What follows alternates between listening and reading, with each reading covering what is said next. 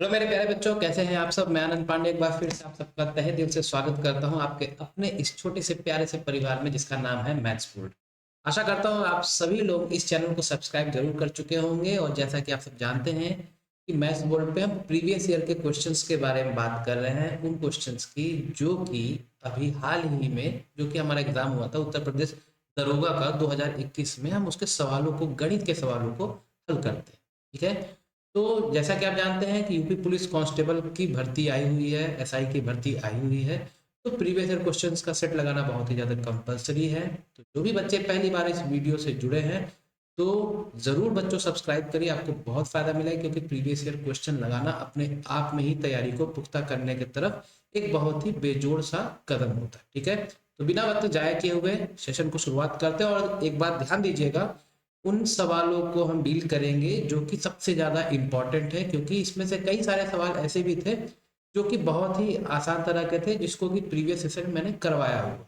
ठीक है, तो जो सवाल कुछ हट के हैं, इम्पोर्टेंट हैं, ठीक है, नए तरह के हैं, उनको सॉल्व करवाया जा रहा है। तो बिना कोई भी वक्त जाए के हुए सेशन को करते हैं हम शुरुआत। सबसे पहला सवाल आप सबके सामने रहा, ये 21 नवंबर 2021 सेकंड शिफ्ट का ये पेपर है। ठीक है, पढ़ते हैं आगे।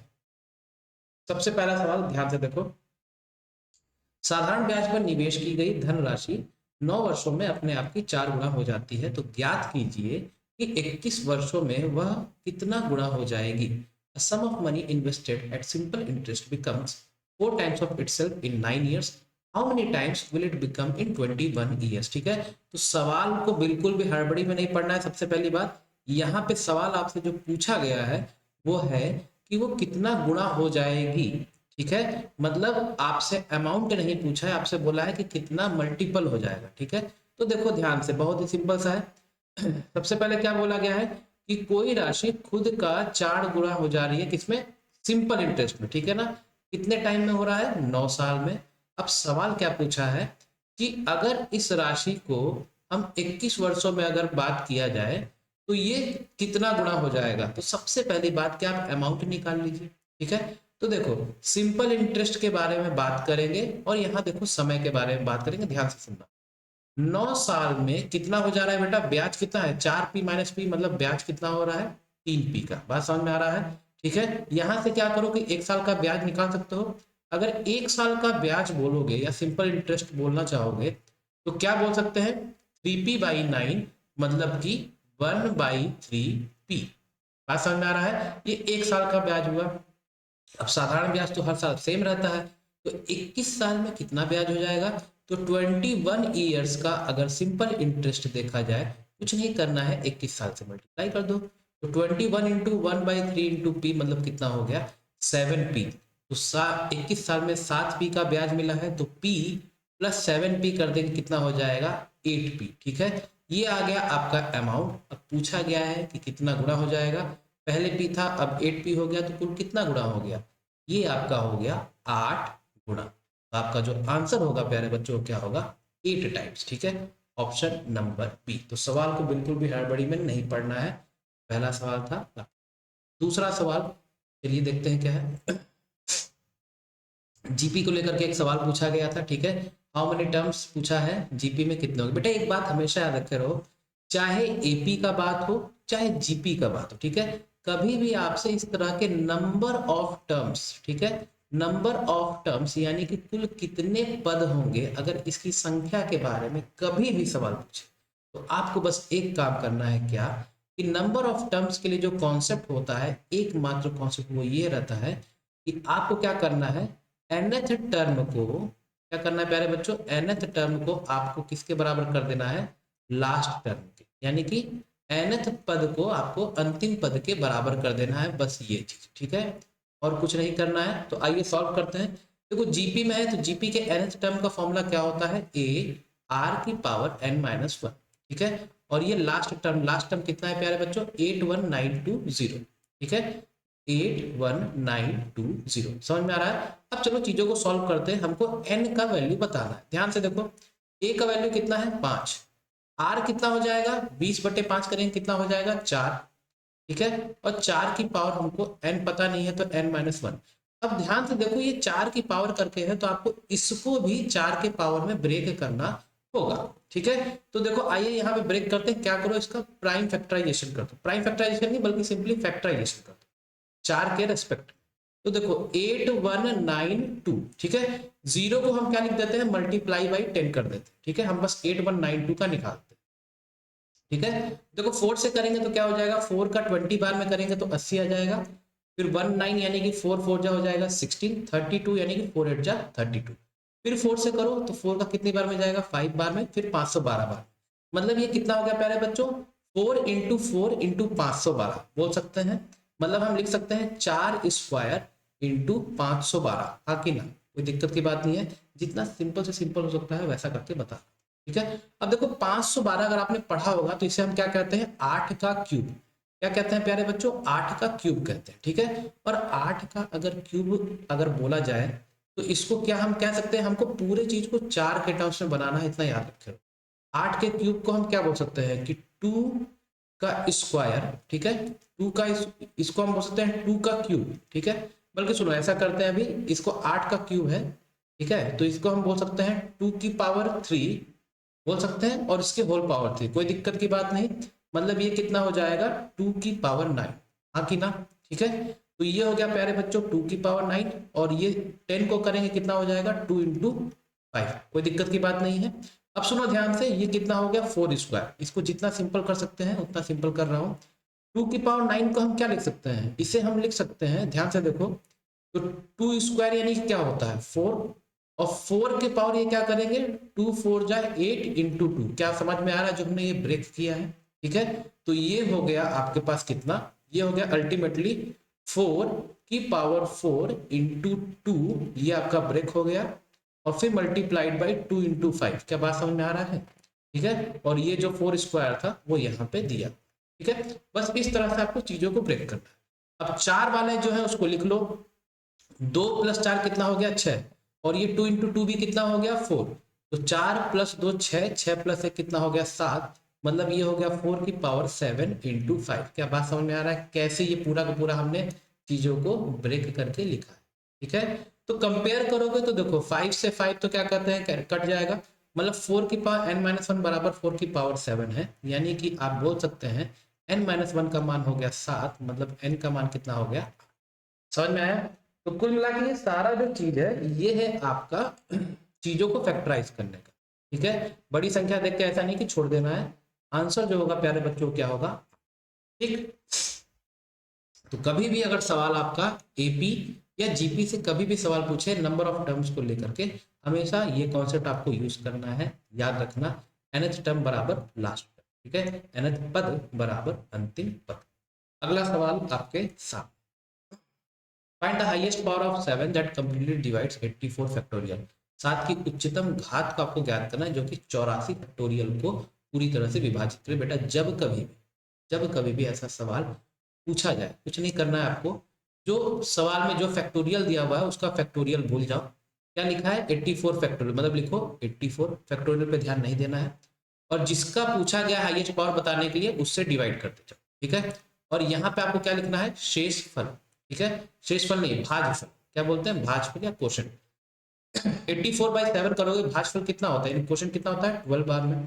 ठीक है, फिर उसके बाद 12 डिवाइडेड बाई 7 करो, कितना हो गया, आप सीधे सीधे बोलोगे कि जो भाजफल आएगा वो आएगा 1। ठीक है, हमेशा याद रखो ये प्रोसेस हमको तब तक करना है जब तक कि ये जो हमारा डिवीजर है इससे यहाँ पे कम ना आ जाए, क्या बोल रहा हूँ, डिवीजर से यहाँ पे कम ना आ जाए तब तक हमको ये प्रोसेस करना है।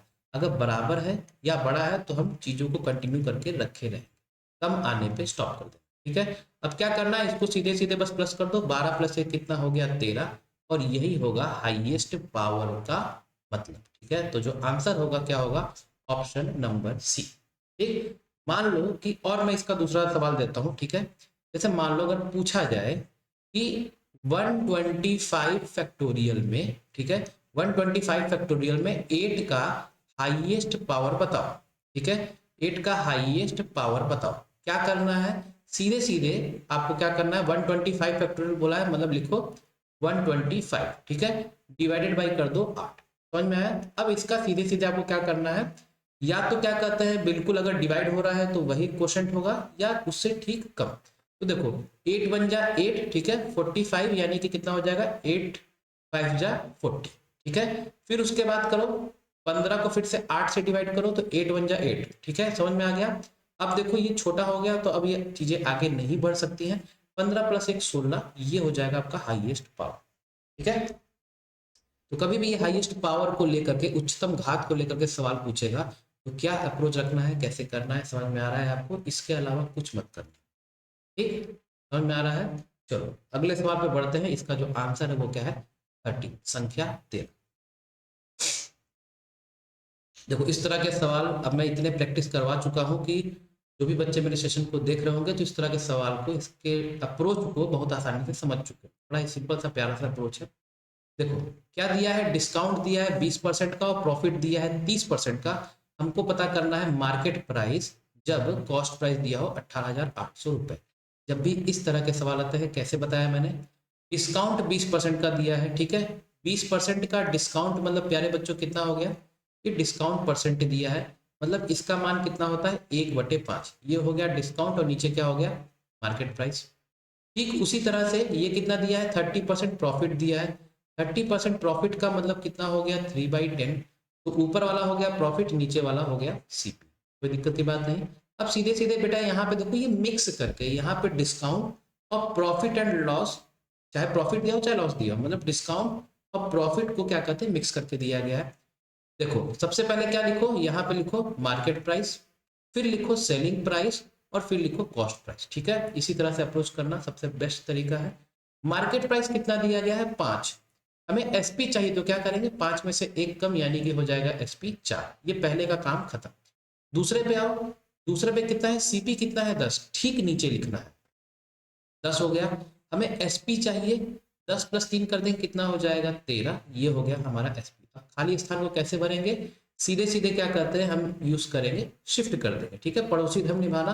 तो 4 को यहाँ भेज दो, ठीक है, और 13 को यहाँ, ठीक है, समझ में आ रहा है। रेशियो प्रोपोर्शन में आपने पढ़ा ही होगा। अब कुल मिला के क्या कहते हैं, इसको मल्टीप्लाई करके आपको सीधे सीधे क्या कहते हैं रेशियो को लिख देना, ठीक है। तो 5 इंटू 13 हो गया 65, 13 इंटू 4 हो गया 52 और 10 इंटू 4 कितना हो गया 40। ये बेटा ये हम क्या लेते हैं रेशियो लेते हैं, ठीक है, हम ये क्या लेते हैं प्यारे बच्चों, ये हम लेते हैं रेशियो, ठीक है। तो ये हमारे पास एमपी एसपी और सीपी का आ गया। अब पूछा है मार्केट प्राइस जब कॉस्ट प्राइस दिया, कॉस्ट प्राइस कितना दिया 18,800, ठीक है। ये कितने यूनिट का वैल्यू होगा प्यारे बच्चों 40 का, ठीक है।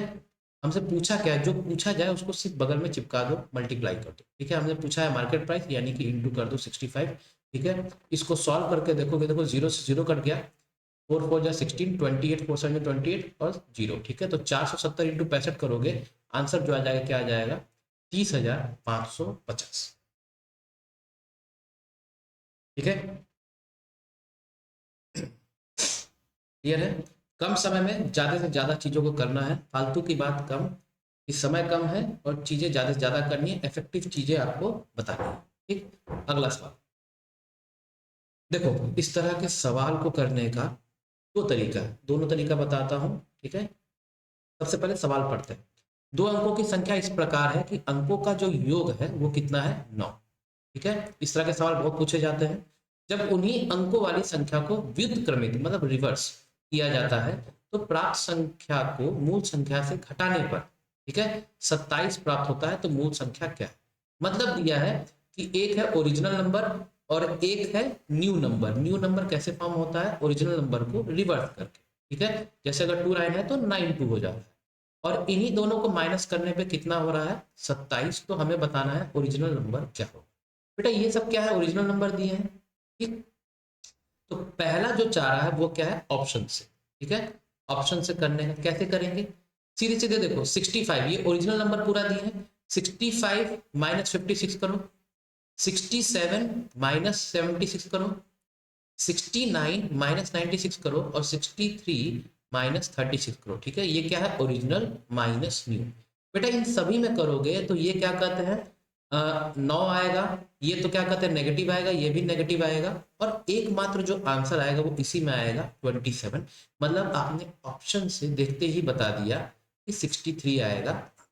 समझ में आया, कोई आपको चीज करने की जरूरत नहीं, ठीक, समझ में आ रहा है। और बल्कि आप अगर चाहते तो ये भी आपको लिखने की जरूरत ना पड़ती, ये तीनों के तीनों आप सीधे सीधे इसी को ही मन में कैलकुलेट कर सकते थे।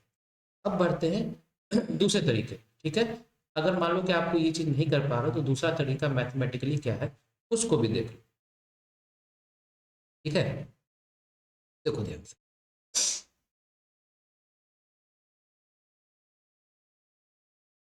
सेकंड में करिएगा।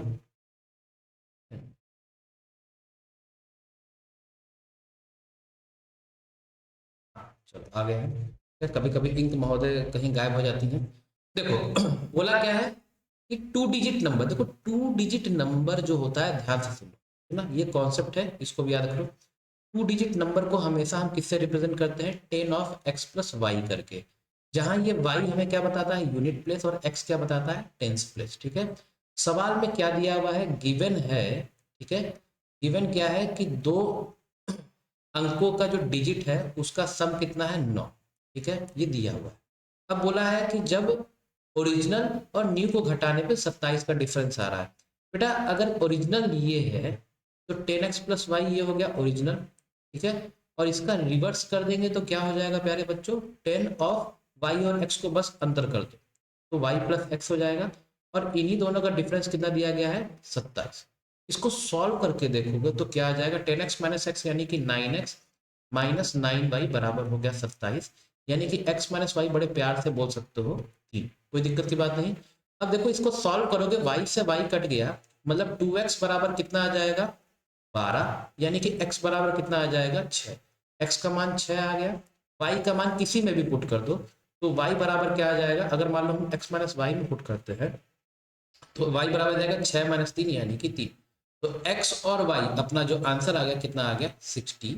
समझ में आ रहा है तो दोनों तरीके आपके पास हैं, आपको जिससे भी करना है जैसे भी करना है आप कर सकते हैं। समझ में आया, ठीक है। तो ये तरीका बेसिकली मैं बोलूंगा कि यूज मत करना, अगर ऑप्शन से हो जा रहा है तो इसको करने की जरूरत नहीं, ठीक। चलो अगला सवाल आपके सामने, इस तरह का सवाल भी मैंने बताया हुआ है कैसे करना है, ठीक है। तो जो बच्चे रेगुलरली मेरी सीरीज को देख रहे हैं उनको बहुत फायदा होगा। 2 वर्ष के लिए 25,000 की राशि पर चक्रवृद्धि ब्याज और साधारण ब्याज के बीच का अंतर है 250, तो वार्षिक दर क्या है, मतलब रेट हमसे पूछा गया है, ठीक है। तो मैंने आपको बताया है कि 2 साल के लिए जब भी सीआई और एसआई का अंतर पूछा जाता है, डायरेक्ट फॉर्मूला अपने पास क्या होता है, पी बराबर x × 100/r इसका होल स्क्वायर, ठीक है। ये डायरेक्ट फॉर्मूला है, इसको बच्चों प्लीज नोट कर लो, बहुत इंपॉर्टेंट है, पूछा भी जाए। एक्स क्या हो गया, एक्स होता है सी आई माइनस एस आई, ठीक है। और ये फॉर्मूला हम तभी यूज करते हैं जब समय कितना हो, 2 साल का। ये जो 2 है ये हमें समय बताता है 2 साल, ठीक है। बताना क्या है, रेट ऑफ इंटरेस्ट। तो देखो प्रिंसिपल कितना दिया हुआ है, प्रिंसिपल दिया गया है 25,000, डिफरेंस कितना दिया गया है, 250, ठीक है। और ये देखो 100/r, आर पता करना है इसका होल स्क्वायर। देखो ये 250 को इससे काटोगे कितने बार में जाएगा, 100 बार में। स्क्वायर इधर आके क्या बना लेगा, रूट, मतलब 10 बराबर 100/r, यानी कि r का मान प्यारे बच्चों कितना हो गया, 10%। ये हो गया बड़े ही शानदार तरीके से, ठीक है। इस फॉर्मूले को नोट कर लेना, स्क्रीनशॉट ले लेना, बहुत इंपॉर्टेंट फॉर्मूला है, ठीक। बढ़ते हैं आगे अगले सवाल पे। देखो ये सवाल जो है इसमें एक चीज आप मैंने यहाँ पे करना भूल गया था, बता भी दे रहा हूँ। यहाँ पे ऊपर लगा है बार, ठीक है, इतना सिंपल नहीं है कि आप सोचे कि आराम से ऐसे दे दिया जाए, ठीक है। ये लगा है बार, ठीक है, आखिरी के दो अंकों पे 0.547 बार, -0.3, और फिर 45 के ऊपर बार, फिर 0.2, फिर 44 के ऊपर बार। बेटा जब कभी भी बार का एडिशन या सब्ट्रैक्शन आए, क्या करो, बॉड मास जो यूज करते हो उसी को यूज करो, ठीक है। सबसे पहले क्या करो, जो प्लस वाले हैं उनको करो और फिर बाद में माइनस करो, ठीक है। कैसे करना है ध्यान से, 0.547 के ऊपर बार है, यानी कि 47 को कम से कम 3 बार ऐसे लिख दो, ठीक है, ताकि कंप्लीट आपको एक फिगर ध्यान हो जाए। और इसको प्लस कर दो 0.2, 44 रिपीट हो रहा है, मतलब 44, 44 और 40, समझ में आ रहा है। जोड़ दो इसको, 7 और 4 11, 4 4 8 9, 7 4 11, 4 4 8 9, ठीक है। अगेन ये 19 हो जाएगा और 5 2 7, मतलब ये कितना आ गया बेटा जोड़ने पे, ये आ गया पॉइंट आपका 7, और फिर रिपीट क्या हो रहा है, 91 91 और 91, यानी कि 0.791 बार। अगर सवाल यहाँ तक होता तब तो कोई दिक्कत की बात नहीं थी। अब सवाल क्या पूछा गया, फिर इसको माइनस करना, तो माइनस भी कर दो 0.3, ठीक है। रिपीट क्या होगा 45, ठीक है, तो 45 45 लिखते जाओ, 45 45 और 45, ठीक है। 11 में से 5 गया, कितना आ गया 6, 8 में से 4 हो गया 4, 11 में से 5 6, 8 में से 4 4, मतलब ये पैटर्न देख रहे हैं क्या रिपीट हो रहा है। और 7 में से 3 गया, कितना हो गया 4, मतलब कुल मिला के जो आपके पास जो आंसर जो आया है बार के फॉर्म में वो क्या आया है 0.4। रिपीट क्या हो रहा है 46 46 और 46, मतलब जो आंसर होगा वो क्या होगा 0.4 46 बार। लेकिन क्या यहाँ पे कहीं ये चीज दिया है, बार में नहीं दिया है। तो हम इसको क्या कहते हैं, सिंपली आपने पढ़ा होगा कि कैसे चीजों को कन्वर्ट करते हैं जब वो बार के बारे में बात करते हैं, ठीक है। तो यहाँ देखो इसको कन्वर्ट कैसे करेंगे, यहाँ पे मैं लिख दे रहा हूँ, ठीक है। सबसे पहले पॉइंट के बाद पूरा का पूरा नंबर लिखो, पॉइंट को भूल जाओ और पूरी की पूरी संख्या लिख दो, कितना है 446। फिर करो माइनस, फिर वो संख्या लिखो जिसमें कि बार नहीं लगा है पॉइंट के बाद, ठीक है। तो कितना है बेटा 4, फिर डिवाइड कर देते हैं, जितना बार लगा है उतना 9 लगाओ और जिस पे बार नहीं लगा है उस पे 0 लगाओ, ठीक है। तो बार कितने पे लगा है 2 पे, तो 99, और कितने पे नहीं लगा है 1 पे, यानी कि सिंगल 0। तो 446 माइनस 4 कितना हो जाएगा 442 डिवाइडेड बाई 990। ये बेटा जो चीज मैं बताया है ये आप अगर अच्छे से आपने बार वाला चैप्टर पढ़ा है तो आसानी से कर ले जाएंगे, अगर नहीं पढ़ा है तो आपको तब समझ में नहीं है, ठीक है। तो आई होप आज के ये सवाल इतने ही थे, ओके। तो ये मैंने आपको कई सारे सवाल ऐसे हैं जो कि रिपीटेड वाले थे, ठीक है, तो उनको मैंने नहीं दिया है। कारण ये है कि उसको मैंने कई सारे करवाए हुए, तो जो सवाल नए नए टाइप के दिख रहे हैं मैं सबको करवा रहा हूँ ताकि आपको कहीं से भी कोई प्रॉब्लम ना हो। तो सेशन अच्छा लगा होगा तो ज़रूर सेशन को लाइक करिएगा, ज़्यादा से ज़्यादा लोगों को शेयर जरूर करिएगा, ठीक है। और तैयारी में जुटे रहिए, एग्ज़ाम क्या कहते हैं अगले ही मंथ, जैसा कि फेब में है कहा गया है, तो उसकी डेट कभी भी आ सकती है। तो तैयारी में मस्त रहिए और चैनल को ज़रूर देखते रहिए, ठीक है। तो thank you all for today and मिलते हैं फिर अगले सेशन।